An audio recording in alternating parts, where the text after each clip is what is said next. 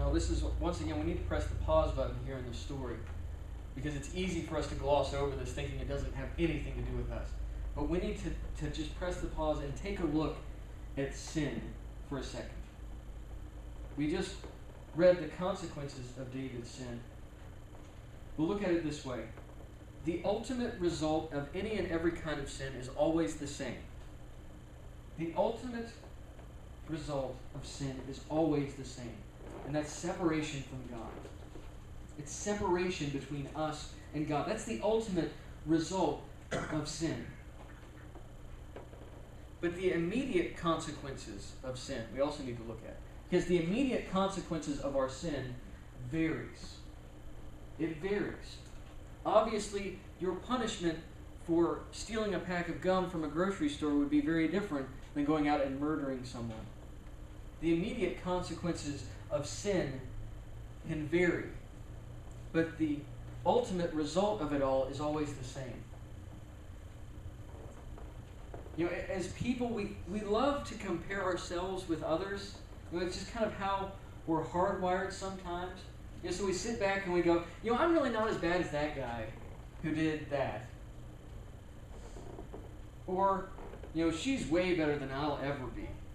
You know, we can play these comparison games in our lives all day long, all throughout our entire lives. We can play these games. But the truth is that our standard of holiness isn't in other people, but in God. The standard which we're to measure ourselves up to is not in someone else, it's in God alone.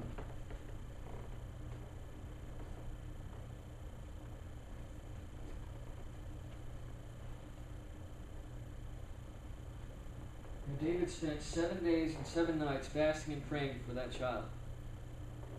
But on the 7th day, the child died, just as Nathan had told him. And what did David do when he heard that his son was dead? What did he do? He got up, he cleaned himself up, he got dressed, and where did he go? He went to the house of God to worship. Why? After all that, when most people would stand up and shake their fist at God, spit in his face. Why? Because David knew that his God was just. David knew that his God was righteous, and he knew that his God could not overlook his sin, so he worshipped. Because he knew. He knew. David had to be brought all the way down to the point of utter despair for him to remember what he had known all of his life.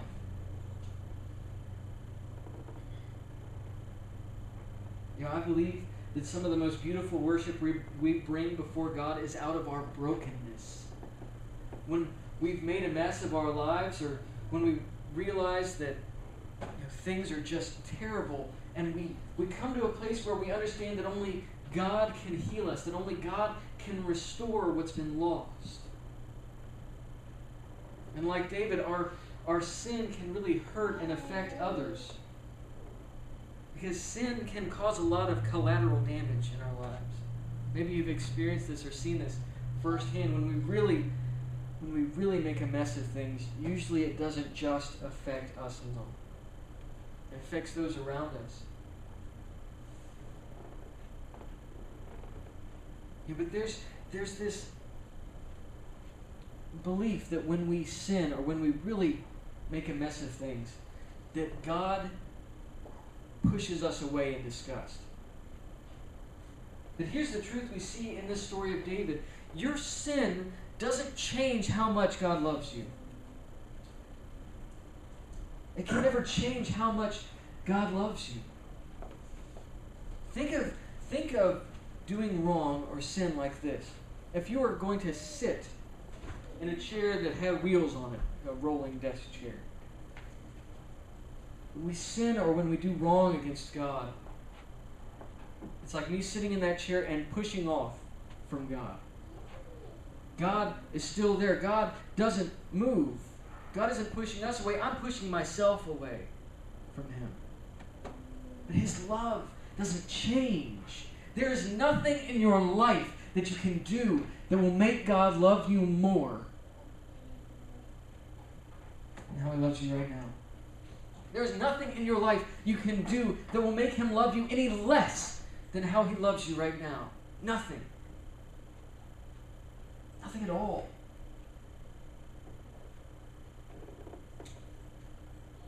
God doesn't push us away out of anger or disgust when we mess up or when we do something we know is wrong. He doesn't throw us away like a piece of trash. God demonstrated His great love for us while we were still messing around in our sin. He gave His life and His love for us.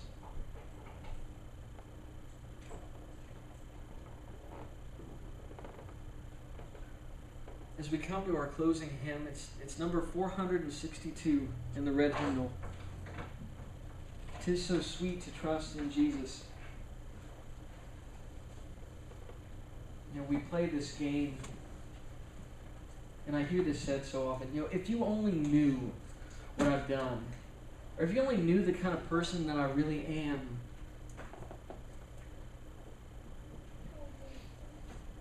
I've heard so many people say that about God. You know, if God really understood just how bad and how messed up I am, He wouldn't love me.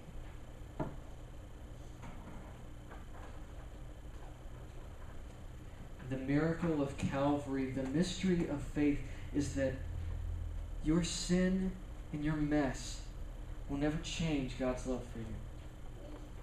It's the message of David.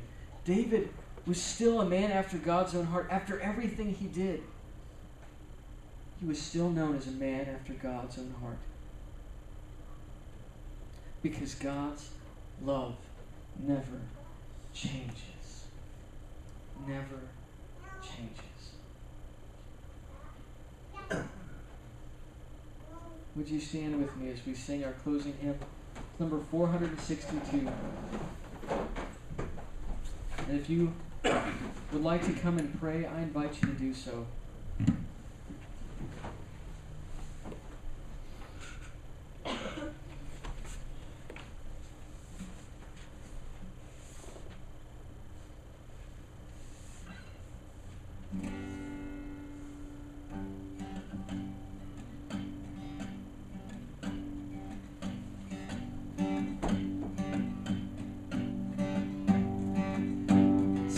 So sweet to trust in Jesus, just to take Him at His word, just to rest upon His promise, and to know thus saith the Lord. Jesus, Jesus, how I trust Him, how I proved Him o'er and o'er. Jesus, precious Jesus, oh, for grace to trust Him more.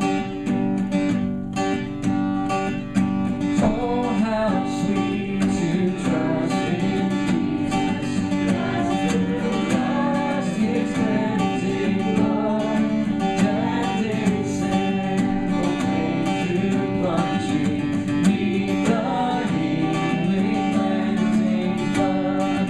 Jesus, Jesus, how I trust Him, how I prove Him o'er and o'er. Jesus, Jesus, precious Jesus, oh, for grace to trust Him more. Yes, it's sweet to trust in Jesus, just from sin and self to cease, just from Jesus' sin.